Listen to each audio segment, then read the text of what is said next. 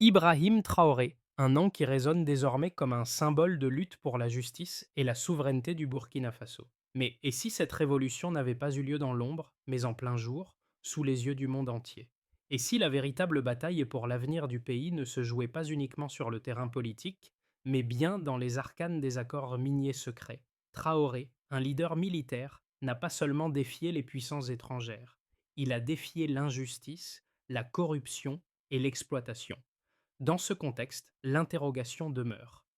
Ibrahim Traoré réussira-t-il à briser le cycle de dépendance économique de son pays? Le Burkina Faso, un pays enclavé d'Afrique de l'Ouest, a longtemps souffert sous l'emprise d'accords miniers inéquitables qui ont laissé ses habitants dans la pauvreté malgré la richesse de ses ressources naturelles. À travers cette lutte, Ibrahim Traoré ne se contente pas de revendiquer la souveraineté de son pays, mais il incarne l'espoir d'une justice économique pour l'ensemble du continent africain. Dans ce combat, il s'attaque à un système mondial de dépendance, où des multinationales et des puissances étrangères exploitent les richesses sans en faire profiter les populations locales. L'enjeu ici n'est pas seulement économique, mais profondément humain. Redonner au peuple burkinabé sa dignité, son autonomie et son avenir. Traoré a promis une révolution qui va au-delà des ressources, une révolution pour la souveraineté, la justice et l'indépendance. Mais la question reste entière. Réussira-t-il à renverser des décennies d'exploitation et d'injustice face à des forces internationales bien établies? Tout a commencé dans l'obscurité, dans un petit hôtel de la capitale, Ouagadougou. Là, loin des regards médiatiques, Aïcha Dembélé, ancienne enseignante, a fait une découverte qui allait bouleverser l'histoire du Burkina Faso. Ce dossier jaune qu'elle tenait entre ses mains n'était pas qu'un simple ensemble de documents. C'était la clé pour ouvrir les yeux du monde sur des décennies de trahison.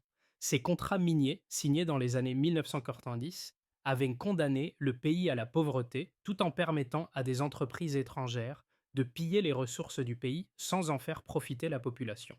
Ibrahim Traoré, alors jeune leader militaire, a saisi cette occasion pour réveiller la conscience collective et lutter pour la justice. Il n'a pas seulement voulu récupérer les ressources naturelles du pays, mais aussi dénoncer un système de domination néocoloniale, où les pays riches continuent de s'enrichir au détriment des plus pauvres.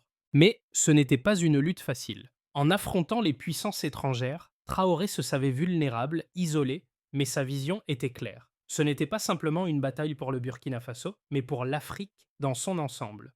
Le peuple, longtemps silencieux, a vu en lui un symbole de la résistance. Les preuves accablantes d'Aïcha Dembélé ont donné une légitimité à cette révolte, mais la résistance des puissances internationales a été immédiate. L'histoire du Burkina Faso ne se résumait plus à un simple conflit interne, mais devenait une question géopolitique d'envergure mondiale. La lutte d'Ibrahim Traoré allait se propager bien au-delà des frontières du pays. Ibrahim Traoré n'était pas un homme politique ordinaire. Avant de devenir le président du Burkina Faso, il était un ancien professeur militaire, animé par une vision claire. Redonner sa souveraineté à un pays longtemps asservi par des puissances coloniales déguisées en partenaires commerciaux. Sa rencontre avec Aïcha Dembélé, la femme porteuse de la vérité cachée dans les contrats miniers, a marqué un tournant décisif. Ensemble, ils formaient un duo redoutable. Aïcha, armée de preuves irréfutables, et Traoré, porté par son charisme et sa détermination, ont réuni les forces de l'intérieur pour combattre les géants étrangers et leur système d'exploitation. Les premiers résultats de leur action ne se sont pas fait attendre. La publication des documents a révélé la portée de la fraude, provoquant un choc tant au niveau national qu'international. Les pouvoirs en place ont tenté de minimiser l'ampleur de la révolte, mais la population burkinabé, longtemps opprimée, a réagi. Les premières manifestations ont éclaté, montrant que la population n'était plus prête à accepter l'exploitation sans fin de ses ressources.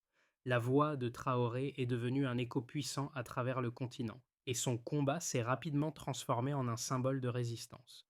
Cependant, cette dynamique n'a pas échappé à la menace d'une répression violente, ni à la pression des puissances internationales, qui ont commencé à se liguer contre lui. Mais, dans l'ombre de ces attaques, la détermination de Traoré et de ses alliés n'a fait que croître. La situation au Burkina Faso a rapidement évolué.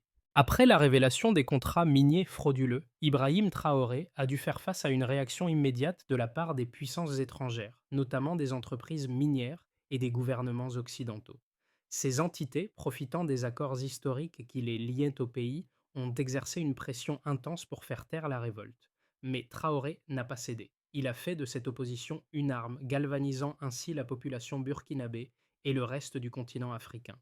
Le moment décisif est survenu lorsque Traoré a prononcé un discours mémorable devant l'Assemblée internationale, déclarant: Nous ne sommes pas pauvres, nous avons été volés. Ces mots ont résonné bien au-delà des frontières du Burkina Faso, symbolisant le combat pour la justice économique et la dignité des peuples africains. Cependant, cette déclaration a eu des conséquences immédiates. Les puissances économiques ont réagi violemment. Sanctions économiques, pressions diplomatiques et menaces de retrait d'investissements ont été lancées. Malgré cela, la résistance au Burkina Faso a pris de l'ampleur. Les manifestations se sont multipliées dans les rues de Ouagadougou et l'africanisme a trouvé un nouvel élan. Les autres pays africains ont commencé à voir en Traoré un leader capable de remettre en question l'ordre économique mondial. Les semaines, les semaines suivantes ont été marquées par des actions concrètes.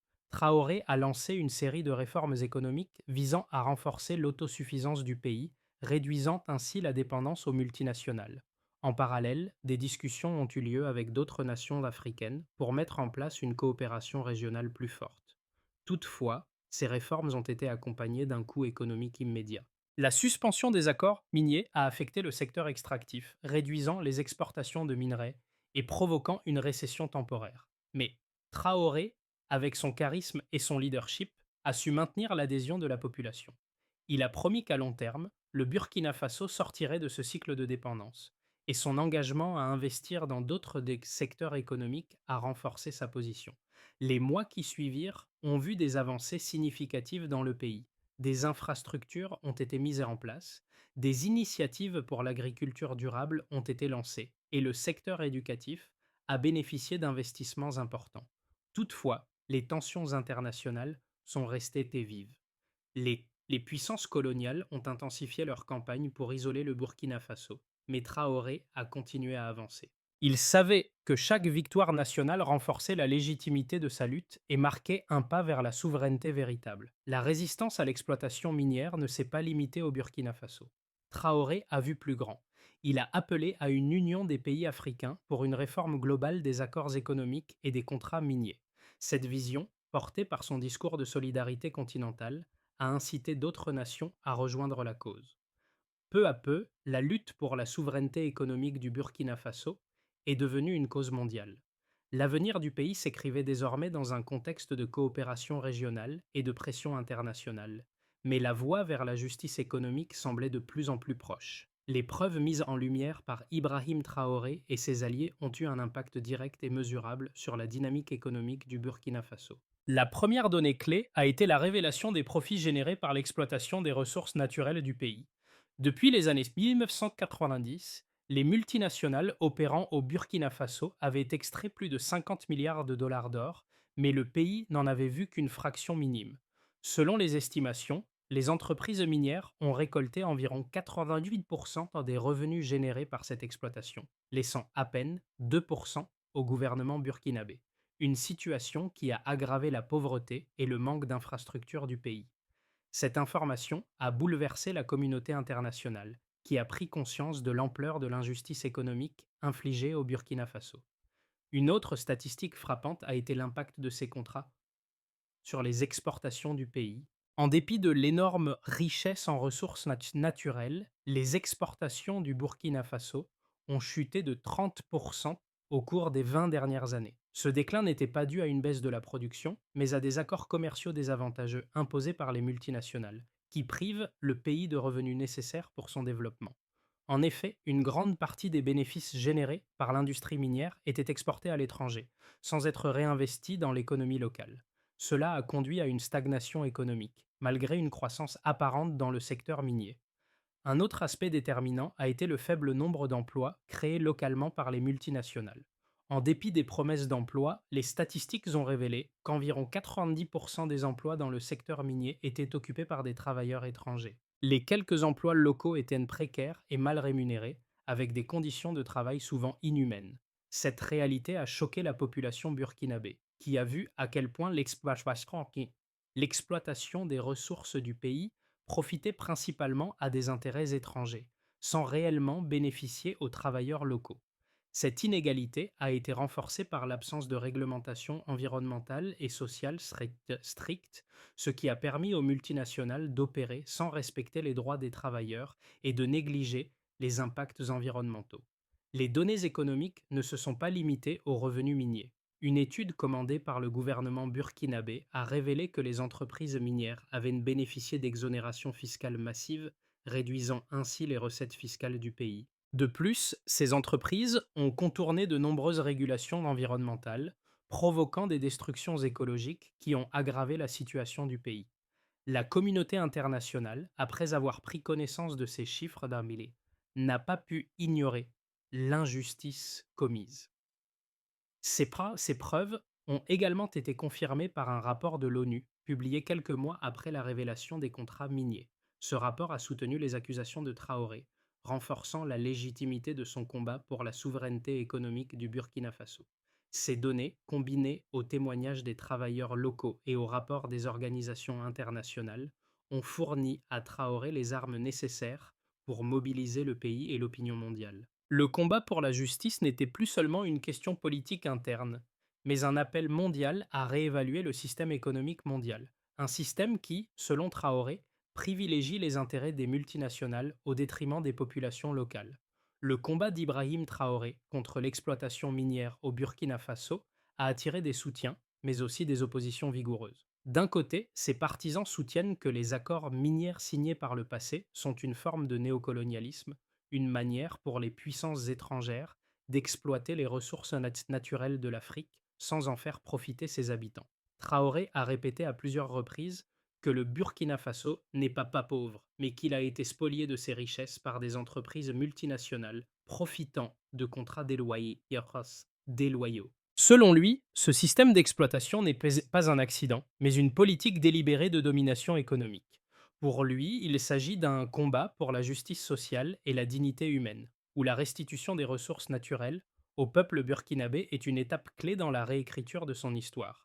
Cette vision fait écho à une large partie de l'opinion publique, non seulement au Burkina Faso, mais aussi à travers l'Afrique, où la question de la souveraineté économique est au cœur des débats. De l'autre côté, certains critiques de Traoré, dont des responsables d'entreprises minières et des gouvernements occidentaux, affirment que ces accords ont permis au Burkina Faso d'attirer des investissements étrangers nécessaires au développement du pays. Ils soutiennent que sans les multinationales, le pays n'aurait pas eu les ressources nécessaires pour construire son infrastructure, développer son économie et créer des emplois. Selon cette perspective, les entreprises minières ont permis à des milliers de Burkinabés de travailler, bien que ces emplois soient souvent précaires. Ils soulignent aussi que l'exploitation minière a permis d'apporter des capitaux étrangers dans un pays autrefois isolé économiquement. Leurs arguments reposent sur la nécessité de capital étranger pour le développement des infrastructures et la création d'emplois dans des secteurs vitaux pour l'économie nationale.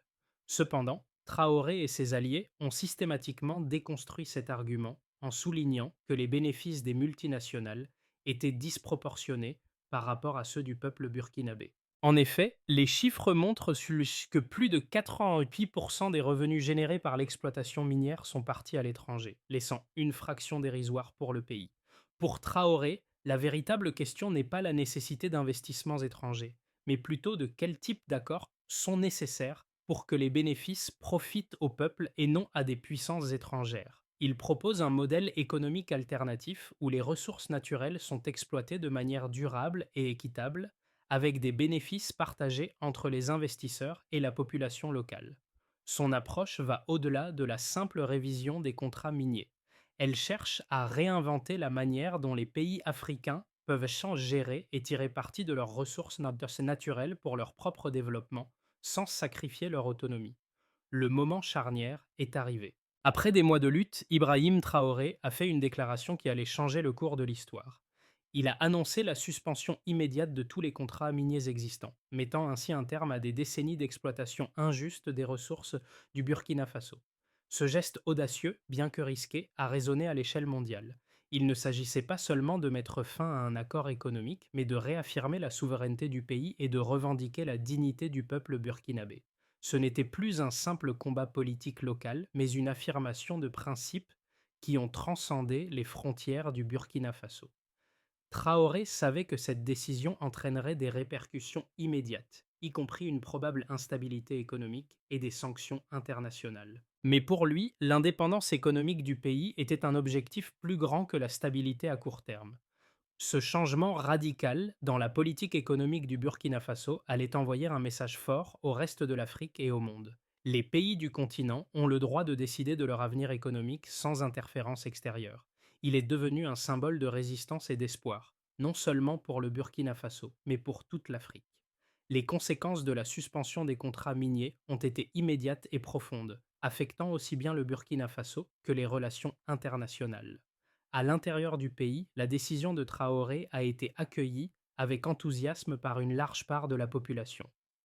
Les rues de Ouagadougou ont vu des manifestations de joie, des groupes de travailleurs, d'étudiants et de jeunes qui se sont unis pour célébrer cette victoire symbolique contre l'exploitation étrangère.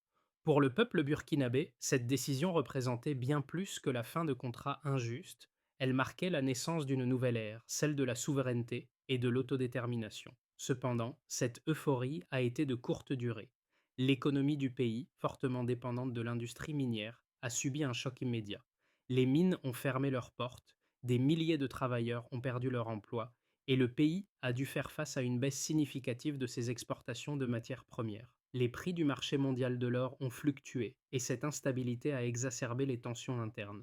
Pourtant, Ibrahim Traoré, avec son leadership ferme, a rapidement mis en place des mesures pour contrer ces effets négatifs à court terme.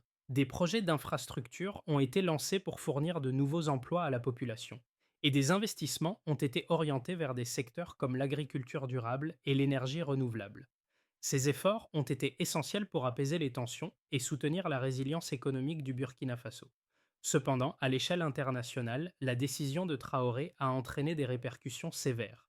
Les grandes puissances économiques, en particulier la France et les États-Unis, ont intensifié leur pression diplomatique. Des sanctions économiques ont été évoquées, et certaines entreprises multinationales ont suspendu leurs activités dans le pays. Le Burkina Faso a dû faire face à une isolation croissante, mais Traoré est resté déterminé. Il a appelé à une solidarité accrue parmi les pays africains, incitant d'autres nations du continent à reconsidérer leurs propres relations avec les puissances économiques occidentales. Au sein de l'Union africaine, un mouvement de soutien a émergé, avec plusieurs pays prêts à se joindre à la lutte pour un contrôle plus équitable des ressources naturelles. Le combat pour la souveraineté économique du Burkina Faso a donc créé un précédent, incitant d'autres nations à s'interroger sur la manière dont leurs propres ressources étaient exploitées par des intérêts étrangers. À terme, cette révolte contre l'exploitation des ressources naturelles par les multinationales a fait émerger un débat mondial sur les droits des pays en développement à gérer leurs ressources et leur avenir économique sans dépendre de l'aide ou des investissements étrangers. Le futur du Burkina Faso, après la suspension des contrats miniers, reste incertain. Plusieurs scénarios s'offrent au pays, chacun comportant son lot d'opportunités et de risques. Le premier scénario, optimiste, envisage une réindustrialisation rapide et une diversification économique. Si le Burkina Faso parvient à attirer des investissements dans des secteurs alternatifs, tels que l'agriculture durable, les énergies renouvelables et l'infrastructure, le pays pourrait voir une reprise rapide. La solidarité croissante entre les pays africains et la coopération régionale pourraient jouer un rôle clé dans ce processus. Le soutien du continent dans la révision des contrats miniers, combiné à des pratiques commerciales plus respectueuses, offrirait une plateforme solide pour une croissance plus équitable.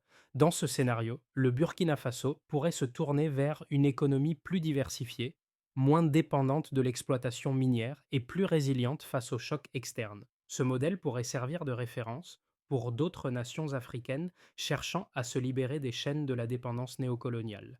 Le scénario plus réaliste présente des défis importants. Bien que la décision de Traoré ait renforcé la souveraineté du pays, la transition vers une économie autonome sera semée d'embûches. Le Burkina Faso pourrait rencontrer une résistance interne provenant de secteurs encore dépendants des multinationales. De plus, les sanctions économiques et les pressions diplomatiques pourraient déstabiliser davantage l'économie nationale. Toutefois, ce scénario ouvre la possibilité de mettre en place une économie plus inclusive et durable, à condition que le pays parvienne à naviguer entre les défis internes et externes. Le soutien régional sera essentiel pour assurer une transition fluide et éviter une isolation économique prolongée. Enfin, un scénario plus sombre envisage un isolement économique prolongé et une détérioration des conditions internes. Si le Burkina Faso est coupé de ses principaux partenaires commerciaux et de flux d'investissements étrangers, le pays pourrait se retrouver plongé dans une récession sévère. L'absence de nouvelles sources de revenus et le manque d'infrastructures adéquates ralentirait le développement, avec des crises sociales possibles telles que l'augmentation du chômage et des tensions croissantes entre les différentes couches sociales. La stabilité du gouvernement de Traoré serait alors mise en péril, et des appels à revenir à des accords miniers plus favorables aux investisseurs étrangers pourraient émerger. Le défi sera de maintenir l'unité nationale et d'éviter la tentation de revenir en arrière face à une crise économique profonde. Ibrahim Traoré n'est pas seulement une figure politique du Burkina Faso, il est devenu un symbole de résistance pour toute l'Afrique. Son combat pour récupérer les ressources naturelles du pays et restaurer la souveraineté économique est une lutte qui dépasse les frontières nationales. Dans ce contexte, les autres nations africaines commencent à se poser la question. Et si le Burkina Faso montrait la voie, l'adhésion à la cause burkinabé se fait progressivement. Et ce mouvement de solidarité grandissant au sein du continent représente une chance de changer la manière dont les pays africains gèrent leurs ressources. Le cas du Burkina Faso a montré qu'il est possible de rompre avec les anciennes pratiques et de se libérer de la domination néocoloniale. Cependant, les défis restent immenses. Ce combat a des répercussions sur tous les secteurs de la société burkinabé. Le peuple, longtemps opprimé, commence à voir un avenir plus équitable. Les jeunes, notamment, ont retrouvé un nouvel espoir. Leurs rêves, longtemps étouffés par la pauvreté et le manque d'opportunités, renaissent grâce à la vision de Traoré. À l'international, cette lutte contre l'exploitation minière a attiré l'attention de nombreuses ONG et mouvements sociaux qui voient en elle une lutte pour les droits décents des peuples à disposer de leurs ressources. L'impact de la décision de Traoré ne se limite donc pas au Burkina Faso. Elle incite d'autres pays à repenser leurs relations avec les puissances économiques mondiales. Dans cette lutte, chaque pas en avant est perçu comme un signe de victoire pour l'Afrique, et un message fort. L'ère de l'exploitation sans fin est révolue.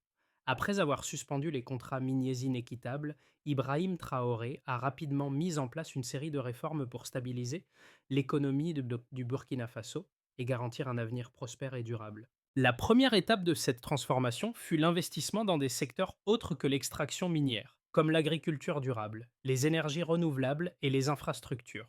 Ces projets ont permis de créer de nouveaux emplois et de diversifier l'économie, réduisant ainsi la dépendance à l'industrie minière. Le gouvernement a également lancé un vaste programme de réindustrialisation visant à renforcer les capacités locales de production et à réduire la vulnérabilité du pays aux fluctuations des prix mondiaux des ressources naturelles. Une autre étape cruciale a été la révision de la législation pour garantir une gestion plus équitable des ressources naturelles. Le Burkina Faso a commencé à mettre en place des régulations strictes pour s'assurer que l'exploitation des ressources profitait d'abord aux citoyens et non aux intérêts étrangers. En parallèle, Traoré a initié un processus de coopération avec d'autres pays africains pour créer un cadre commun de gestion des ressources naturelles, qui pourrait servir de modèle pour d'autres nations du continent. Cette coopération régionale est bel et vue comme essentielle pour renforcer l'indépendance économique et politique de l'Afrique, en réduisant la dépendance vis-à-vis des puissances économiques mondiales. Finalement, Traoré a mis l'accent sur l'éducation et la formation professionnelle pour préparer les générations futures à des emplois en Somosomilo dans ces nouveaux secteurs. Le pays s'est engagé à investir dans la création d'un capital humain qualifié pour assurer un développement durable à long terme. Avec ces réformes, le Burkina Faso a posé les bases d'une économie plus inclusive, plus résiliente et surtout plus souveraine. Ibrahim Traoré a non seulement redonné au Burkina Faso sa dignité, mais il a aussi inspiré l'Afrique tout entière. Son combat n'était pas seulement une question de ressources naturelles, mais un acte fondateur pour la souveraineté des peuples africains. La décision de suspendre les contrats miniers a marqué un tournant décisif, non seulement pour le Burkina Faso, mais aussi pour toutes les nations du continent, qui, depuis trop longtemps, subissaient les conséquences de l'exploitation extérieure. Ce moment de renaissance a rallumé un espoir qui semblait éteint, celui d'un futur où les ressources naturelles sont utilisées pour le bien-être des populations locales et non pour enrichir des intérêts étrangers. Le peuple burkinabé, désormais fier de son parcours, C'est qu'il a ouvert une voie qui pourrait bien conduire à une Afrique plus forte, unie et indépendante. Ibrahim Traoré, avec son calme et sa détermination, est devenu un symbole de ce combat pour la justice et la dignité. Mais cette histoire ne s'arrête pas là. Elle est en train de se poursuivre de génération en génération, comme un héritage de lutte et de résistance pour tous ceux qui croient en un avenir meilleur, plus équitable et plus libre pour le peuple africain. Le parcours de Ibrahim Traoré et de son peuple a démontré qu'il est possible de lutter contre l'injustice et de redéfinir l'avenir d'une nation. Le Burkina Faso a pris une décision courageuse, mais ce n'est qu'un début. Le chemin reste semé d'embûches et la lutte pour la souveraineté et l'indépendance économique doit continuer.